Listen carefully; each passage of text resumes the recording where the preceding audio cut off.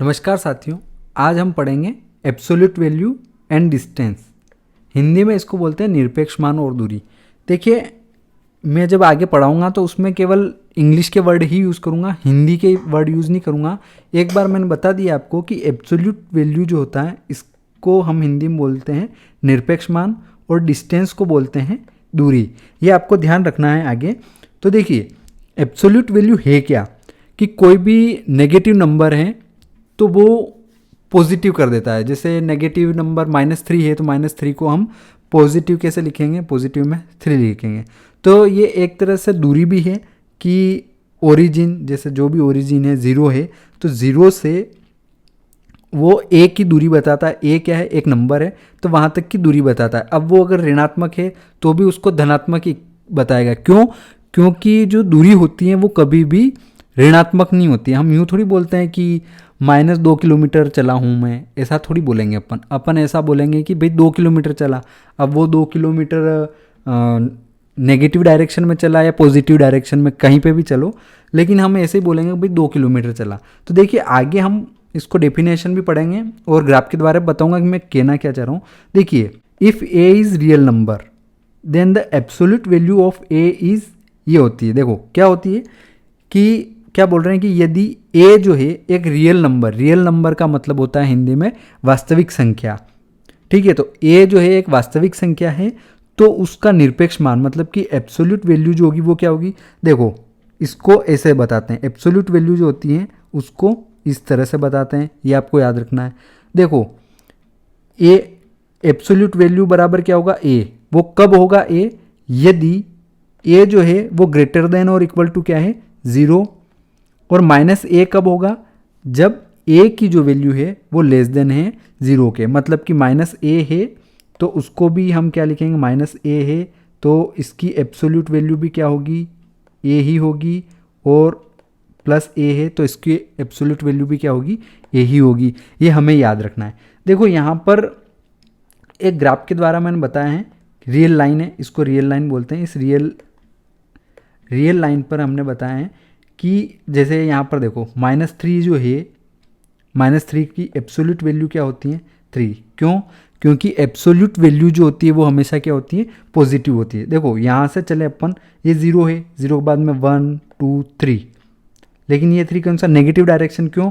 क्योंकि 0 के left side में अगर अपन चलते हैं तो जितने भी नंबर्स होते हैं वो सारे क्या होते हैं, नेगेटिव होते हैं। इसलिए यहाँ -1, ये -2 और ये आगे क्या, -3। तो ऑब्वियसली -3 है, इसकी एब्सोल्यूट वैल्यू क्या होगी, 3।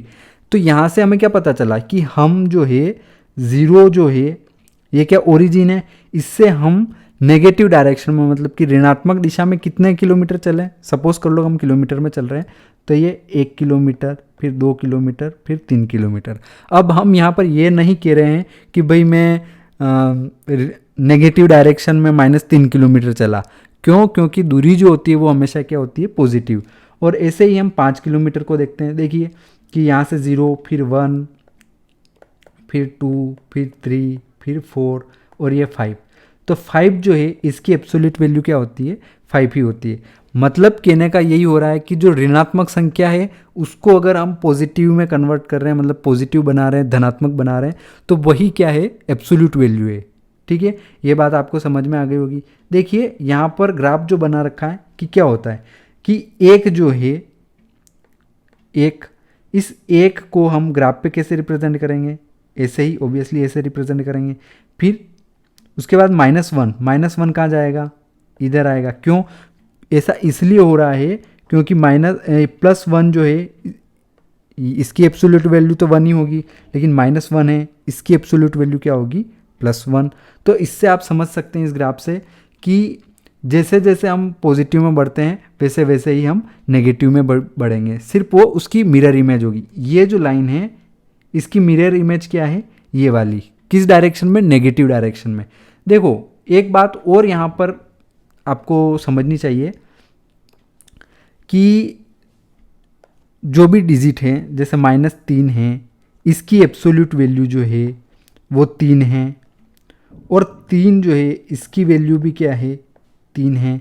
तो फिर एब्सोल्यूट वैल्यू का मतलब क्या आ रहा है, मतलब कि हम यहाँ पर ये जो नेगेटिव में जो अगर अपन एब्सोल्यूट वैल्यू निकाल रहे हैं, जैसे -3 की एब्सोल्यूट वैल्यू क्या आ रही है 3, तो फिर हमें ये माइनस का साइन है ये लगाने की ज़रूरत ही क्या है जब आना पॉजिटिव ही है। तो देखो ये माइनस का साइन हम इसलिए लगा रहे हैं कि ये हमें ये बताता है कि भाई डायरेक्शन कौन सी है, नेगेटिव है या पॉजिटिव। ये जो माइनस साइन होता है इसका मतलब ही यही होता है कि आपको ये दिशा दिखा रहा है कि भाई जो 3 जो वैल्यू आ रही है वो कौन सी दिशा में आ रही है, पॉजिटिव डायरेक्शन में आ रही है या नेगेटिव डायरेक्शन में। तो ये बात आपको समझ में आ गई होगी।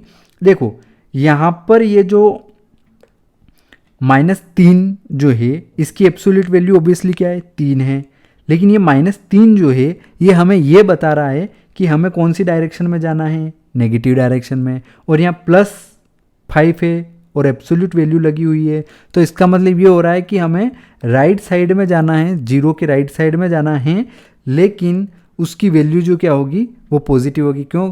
क्योंकि आपको एक बात और यहाँ ध्यान रखना है कि भाई जो ऋणात्मक जो साइन है या नेगेटिव साइन जो है वो सिर्फ हमें ये बताता है कि भाई आपको नेगेटिव डायरेक्शन में +3 चलना है, और जो पॉजिटिव साइन है वो हमें ये बताता है कि राइट साइड में हमें कितना चलना है, 5 चलना है। तो ये बात आपको समझ में आ गई होगी। देखो यहाँ पर इसकी कुछ प्रॉपर्टीज़ हैं वो हम समझ लेते हैं। ए जो है उसकी एब्सोल्यूट वैल्यू जो है वो ग्रेटर देन और इक्वल टू किसके होगी, 0 के।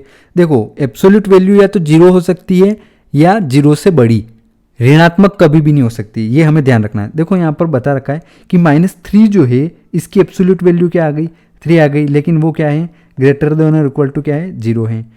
ए जो है वो किसके बराबर होता है, ओबियसली माइनस एब्सोल्यूट ए जो है उसकी वैल्यू कितनी होती है, -a जो है उसके एब्सोल्यूट वैल्यू के बराबर। क्यों? क्योंकि इसकी वैल्यू भी क्या आएगी, ओबियसली ए ही आएगी, और इसकी वैल्यू क्या है ए, ये भी +a है ये भी +a है, तो ये दोनों बराबर हैं। ये बात आपको समझ में आ गई होगी।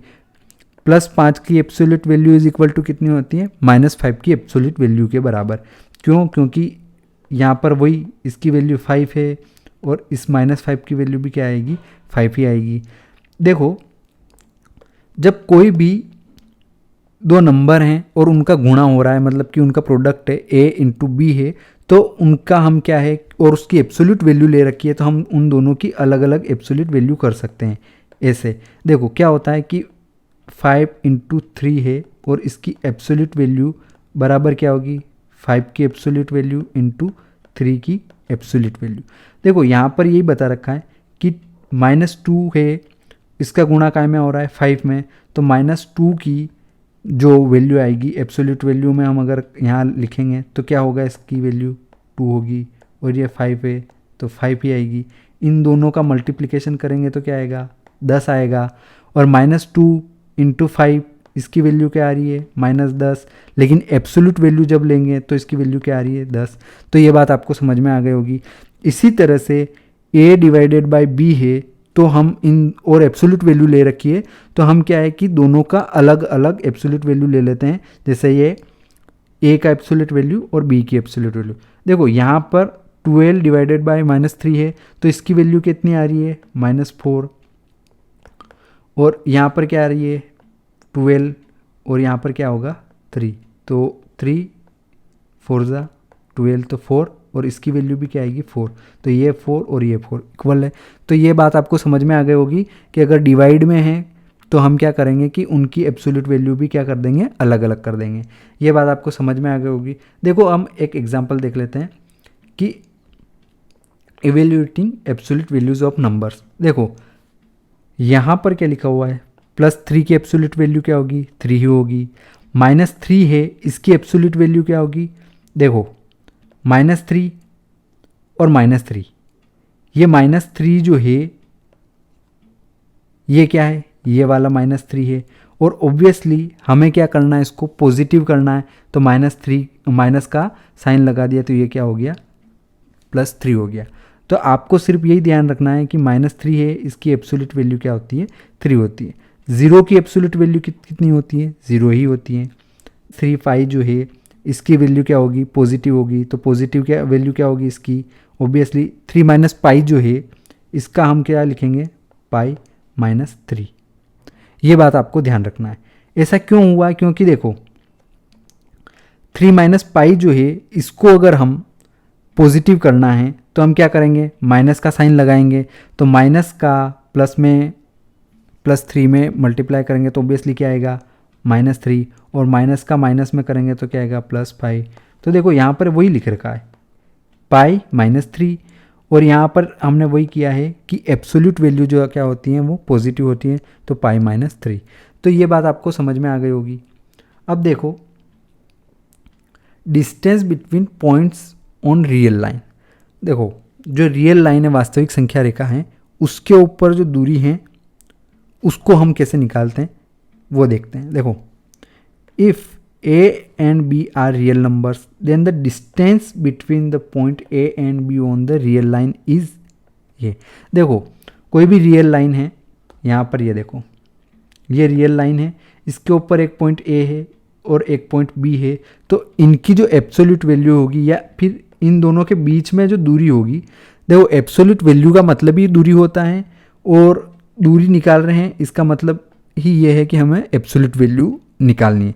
तो देखो एक पॉइंट ए है एक पॉइंट बी है, इनकी जो दूरी होगी वो क्या होगी b-a, और उनकी एब्सोल्यूट वैल्यू। देखो यहाँ पर बता रखा है मैंने एक एग्जांपल लेकर के, distance between points on real line. The distance between the real number -a and 2 is, देखो -8 -8 2 -2 क्यों हुआ ऐसा, देखो यहाँ पर हमने लिख रखा है कि b-a करना है, ठीक है। अब हमें ये पता है कि जो एब्सोल्यूट वैल्यू है वो क्या होती है, पॉजिटिव होती है। तो अब आप किसी में से भी घटाओ किसी में भी जोड़ो, जो नंबर आना है वो पॉजिटिव ही आना है। तो देखो 8 - 2 क्या होगा, -8 -2, तो ये क्या हो गया -10, और इसकी एब्सोल्यूट वैल्यू क्या हो गई 10 हो गई। और यदि हम ऐसा करें b-a करें, मान लो ये a है और ये b है, और इनको हम ऐसे लिखें कि b-a, तो देखो b की वैल्यू कितनी है 2 है, 8 क्या है, a की वैल्यू कितनी है 8 है, तो यहाँ पर हमें माइनस का साइन लगाना है, क्यों, क्योंकि माइनस का साइन है, और 8 -8 है। तो अब हम इसको सोल्व करेंगे तो क्या आएगा 2, ये माइनस माइनस क्या हो जाएगा प्लस हो जाएगा, तो यहाँ पर +8 + 2 क्या हो गया 10, और 10 की एब्सोल्यूट वैल्यू क्या होती है 10। ये बात आपको समझ में आ गई होगी। देखो यहाँ पर ग्राफ में भी मैंने वही बता रखा है कि -8 और ये 2। देखो अब अगर हम यहाँ पर गिनते हैं -8, ठीक है, तो इसको हम क्या बोलेंगे कि 1 2 3 4 5 6 7 8 9 10।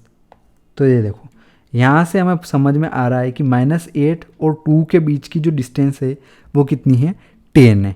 ये बात आपको समझ में आ गई होगी।